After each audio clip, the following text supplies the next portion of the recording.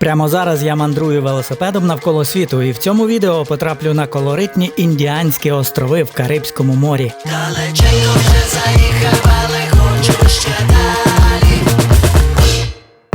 Отже, я на східному краєчку Панами, щойно прибувши до країни, сідаю на ще один моторний човен, аби обпливти довгу смугу важкопрохідних джунглів уздовж Карибського берега. А головне – відвідати кілька островів унікальної індіанської провінції Гунаяла.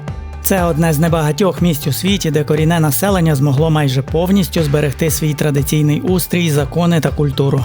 Наприклад, у них існує власна поліція і досі панує матріархат. Прізвища та спадок передаються по материнській лінії, а чоловік після одруження переходить жити в дім дружини. А ще кажуть, що в Гунаяла рівно 365 островів. Більшість із них зовсім крихітні, а заселені лише 49 і переважно дуже щільно.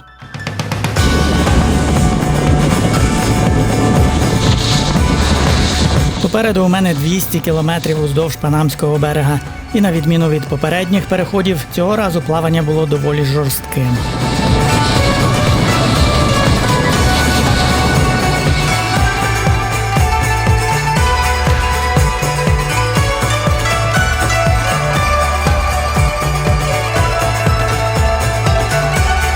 Незабаром з'являються перші острови Гунаяла.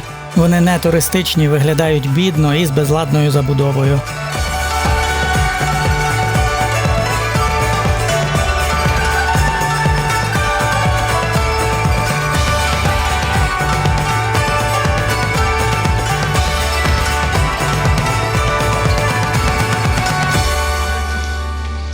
Зупинились біля одного із островів Гунаяла.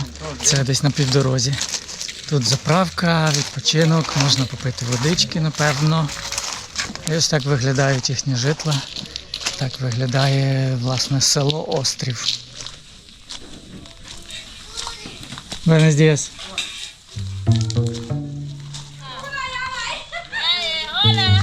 Hola.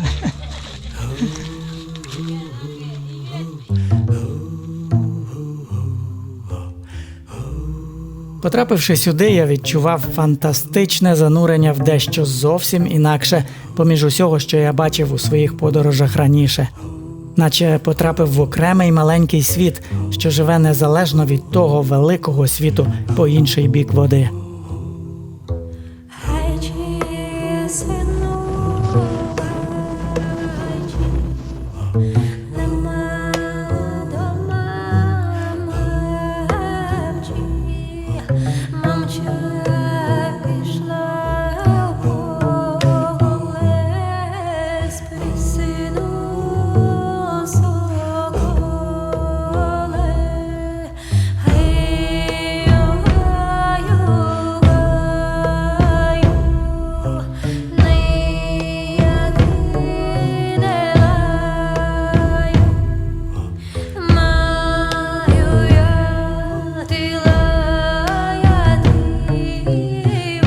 І от я прибуваю до острова, на якому планую провести ніч.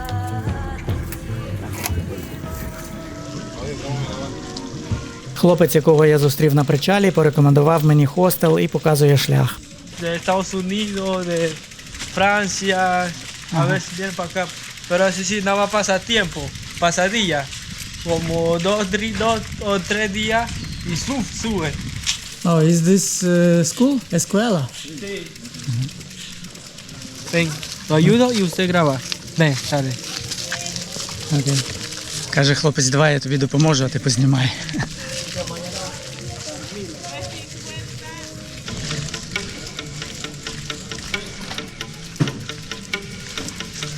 Gracias.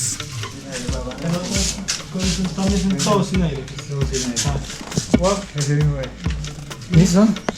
Okay. Nice.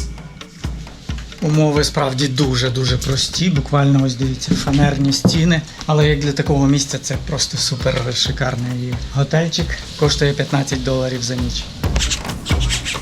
Кручу педалі. Друзі, ви ж не забули задонатити на збір для нашої армії, який я поширюю під кожним моїм відео. Молодці, йдемо далі.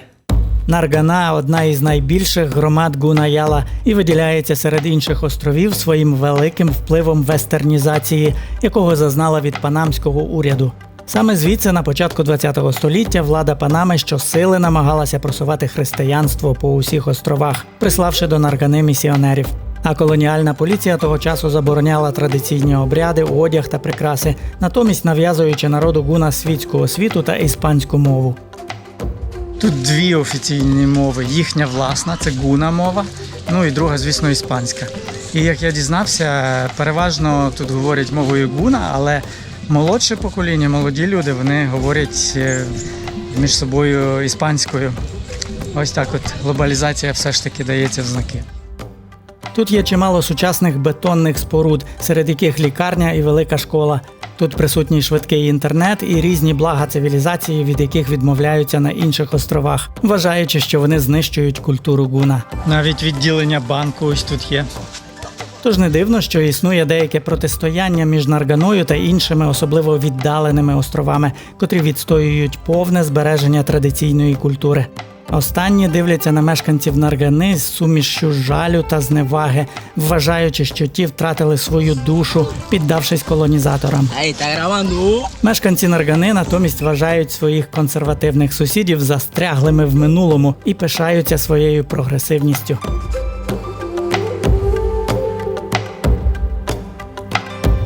Наргана з'єднана із сусіднім островом бетонним пішохідним мостом, який є ще одним символом неймовірної урбанізації за мірками гуна.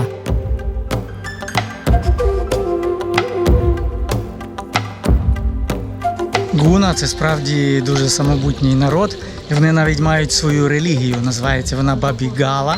І в ній велике і важливе місце займає образ жінки, жіноча сила. Так було з праввіків, вони сповідували цю релігію, навіть філософію, я б сказав. Але все з часом змінюється. Я не знаю, як на тих дальніх островах, але, наприклад, цей острів називається «Серце Ісуса» – «Корасон де Хесус».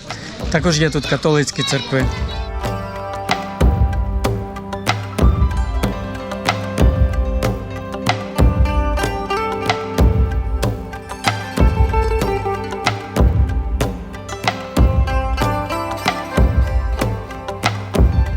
Свастика – це невід'ємний символ Гуна-Яла, який з'явився ще 100 років тому, коли тут відбувалися дуже бурхливі події.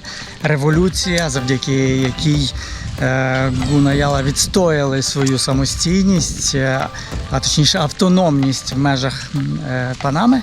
Тоді, коли Панама намагалася нав'язати їм тотальний контроль, вестернізацію, як вони заявляють. І тоді вони вигнали з свого краю поліцію панамську, школи позакривали, які їм хотіли насадити. Почали чинити дуже серйозний спротив, насиллю з боку Панами. Почали вимагати, або ви будете рахуватися з нами, з нашими вимогами, з нашими традиціями, поважати все це, або між нами справді буде війна. І Панама це прийняла, вона надала їм повну автономію в межах Панами, в обмін на деякі поступки, наприклад, що вони погодилися мати школи панамські на своїй території. І я б сказав, це був справді один із випадків, коли національна меншина, народ відстояв свої права і домігся поваги до себе з боку уряду. А щодо свастики, вони потім пізніше в 40-х роках замінили прапор, тому що свастика, на жаль, почала асоціюватися лише виключно з фашизмом, хоча насправді до фашизму вона не має ніякого відношення. Походження свастики. І зараз теперішній актуальний прапор Гуна-Яла виглядає трохи інакше. Тим не менше, скрізь по всіх островах досі можна бачити саме той класичний перший прапор зі свастикою.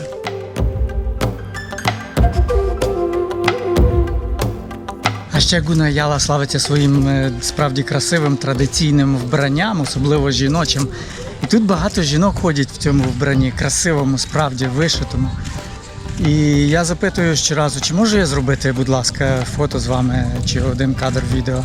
І мені не дозволяють. Всі категорично. Я не можу без дозволу, якось незручно. Це неправильно насправді. І я думаю, що вони забороняють в зв'язку з якимись своїми релігійними віруваннями, чи може просто забобонами різними, як то камера відніме здоров'я і красу. Зате дітлахи залюбки фоткаються, навіть самі просять сфоткай мене, сфоткай. На всіх цих острівцях, звісно, немає прісної води з-під землі. Це просто неможливо, тому що вони практично просочені морською водою. А отримують прісну воду вони лише з дощу. І на цьому острові також вони привозять воду з найближчої річки. Тут до берега якихось там кілометр приблизно. Тобто мешканцям цього острова ще трошки пощастило. А дальнім островам, які там за 15 кілометрів знаходяться від берега, вони не можуть постачати воду з річки. Принаймні легко і швидко. Тож вони використовують воду дощову.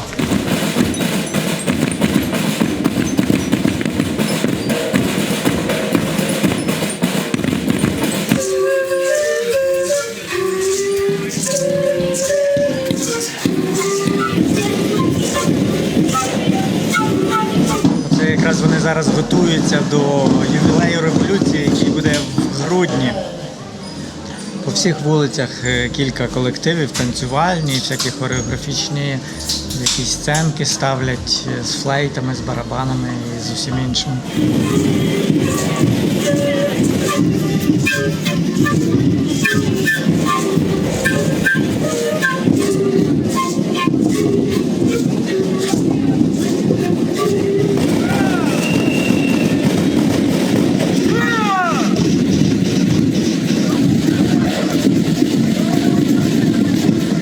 Далеченько вже заїхав, але хочу ще далі.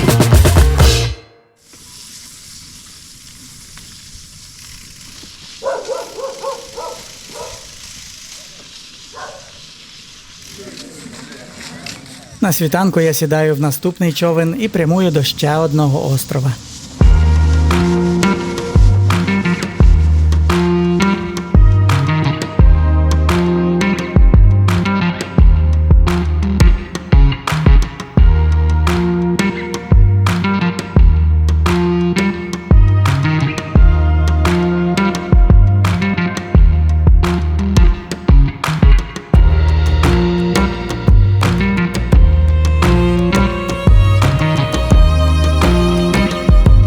Карті Сугдуб – це один із головних туристичних вузлів Гуна-Яла завдяки близькості до материкового порту Карті.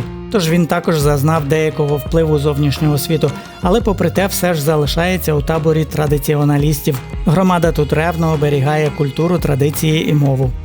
Але одна із головних ознак Карті Сугдуб – це його перенаселеність. Острів забудований надзвичайно щільно. Через брак території чимало будівель тут зводять буквально над водою, в тому числі усі туалети. Так співпало, що я потрапив сюди в дуже важливий день. Саме сьогодні тут починається конгрес, який є найвищим органом самоврядування народу Гуна і збирається двічі на рік на різних островах. Into the house, Congress House, we are celebrating the big ceremony, okay, of the Kuna religion. All right. Today, it started yesterday, last night for 4 days. Okay. But into the house is forbidden to take the picture, okay? Only the outside. Дельфіно Девіс – один із кількох людей у громаді, хто хоч трохи володіє англійською. Його батько був вождем острова, а сам Дельфіно опікується музеєм, який і запропонував мені показати за деякий гонорар. Before, we don't have the motor. No the motorboat, only the sailing boat. When the Kuna people want to celebrate the Congress like today, 10 people here inside and the women, they were going 3 hours, 4 hours to celebrate the Congress in other islands, okay? But today is more easy, okay? We have the motorboat. Before in ancient time, to communicate, okay? And they the letter or talking. Please friend, when you get the island, talk about the Congress is in 3 months, in 2 months. Long way. But today is more easy, the cellular, okay? That is technology. Для народу Гуна віра в потойбічні сили є основою їхнього світогляду, а також медицини, оскільки будь-яка хвороба вважається наслідком викрадення душі людини злими духами, а зцілення можливе лише через ритуальне втручання та з допомогою духів-охоронців. The sun is shining. We can see that and affects on our eyes. what the Kuna women carry the ring on the nose is shining against the eyes of the diseases, okay? All the diseases, epidemic go away because the spiritual ring on the nose is shining to protect our human being. And I have different kind of the medicine. Those medicine can make the people don't want to sleep. You are happy, reading, working, cleaning the banana, sugar. You are going to fish because it's energy medicine, okay? So how do you exactly use it? Canoe, water, and we put them, and I sit inside the canoe. I am taking a bath, okay? I have like this. I am taking, With many of these yeah, things? yes, like this, and the water. I am taking a bath. This is our armaments. You know, the coronavirus, epidemic, big diseases, and we put outside in the houses and spiritually exploited. You like the big city. American people, Russian, they have the nuclear atomic armaments, okay? But killing between, okay? Between the human being, okay? Revolution, the war, Yeah. but we use no against the people. It's against the devil, the bad spirit. Okay, and also spiritually exploiting, fighting the enemies. Who are the enemies? Bad spirit, devil. Okay? And we are praying like here. And they have the power, the life. Okay? We put here on the boat.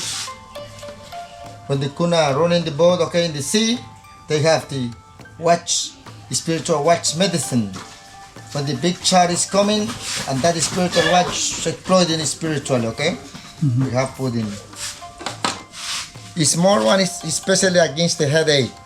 When somebody headache, and we put this in the water, they have water here, and we put inside here, okay? And the sunflower albahacas, and also we are washing the head. Washing the head. Headache is stronger, and this pushing spiritually, and the headache go away, okay? Okay, the doll, the spiritual doll. When somebody gets sick, we don't go to the hospital. We go on after. But the Kuna want to know what diseases the Kuna have. And also we use them, the spiritual protectors. Okay? Painted red color, and spiritually they're looking for what diseases affecting the patient. Okay? And they are working very, very hard spiritually. Everyone have in the home, somebody have 100, 200 in a box. They helps the Kuna when the spiritual diseases affecting our human being. They are the protectors. When it's no spiritual diseases, the Kuna see the hospital. We have the hospital in Karti Island. But the Kuna Yala never say we don't like the hospital, we like the boss. Because sometimes no spiritual diseases, okay? Sometimes it's physical sicknesses the Kuna need to operate. But when it's spiritual, natural sicknesses, the Kuna don't visit the hospital. And right now, we use them and we call for the therapeutic medicine. Look at this. This is the sandpaper. When we are finished, before to paint, we use this leaf. This is the sandpaper. Okay. And also we are cleaning.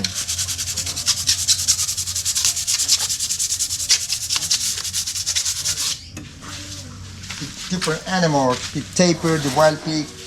No, in the island, they are living in the mainland, the jungle, okay? In the jungle, tapir, the wild pig, crocodile. You have crocodiles here? Yes, crocodile, yes. Wow. Sometime, okay? Where? River, more in the river. Tapir in the jungle, in the mainland, okay? The tourists can see them when they go by canoe in the river, okay? In the mainland. Crucio, crucio, crucio, crucio, crucio pedali. Потім Дельфіно трохи провів мене по острову.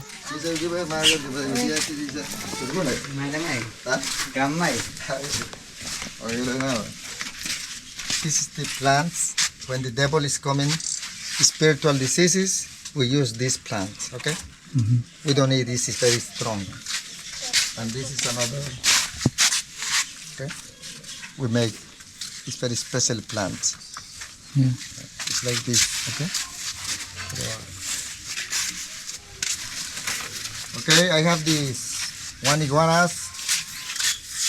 Look at that. Iguana.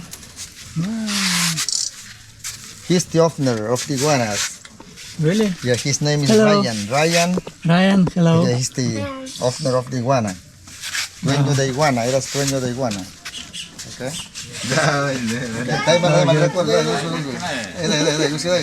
Okay, wait. These souvenirs. Okay. They are here for 4 days.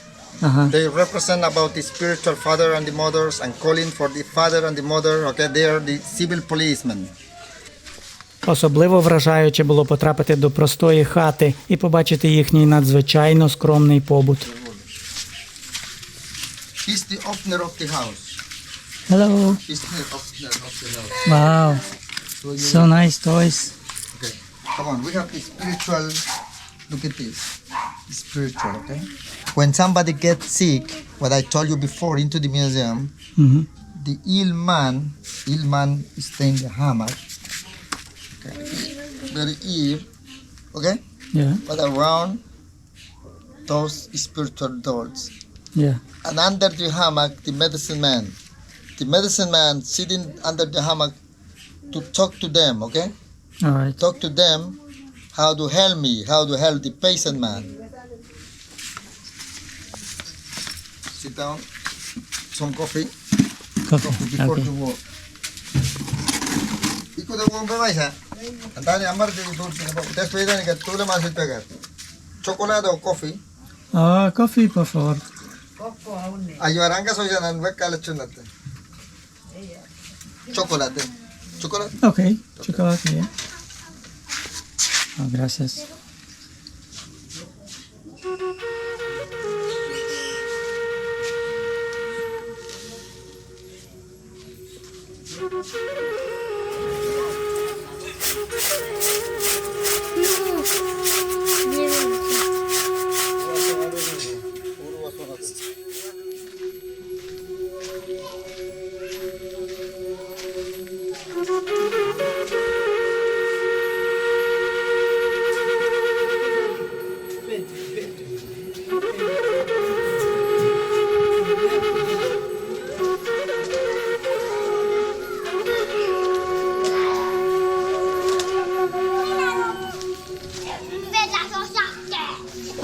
А ще гуна – це народ, який один із перших на планеті відчуває на собі наслідки зміни клімату і підняття світового океану. Тому що, як ви розумієте, ці пласкі острівці, які ледь-ледь виступають над водою, для них дуже важливо саме стабільність рівня. І коли він піднімається, а він тут піднімається в останні десятиліття приблизно 3,5 міліметри на рік.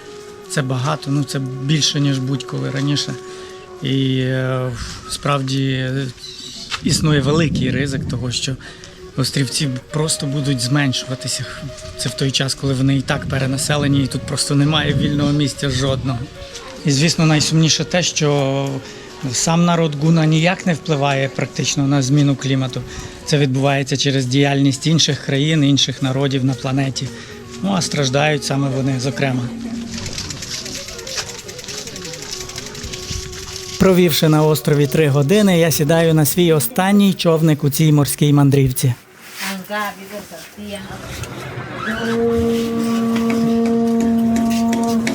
Час від часу можна побачити, як ось такі мореплавці плавають довкола островів і трублять в ці мушлі. Це мушлі, справжні велетенські морські мушлі. І вони відтворюють ними цей звук, і всі знають, о, це пливе торговець рибою. І справді я запитав, вони торгують рибою. Так завершується моя супер насичена подорож Карибським морем. Далі знову земля і знову кручу. Кручу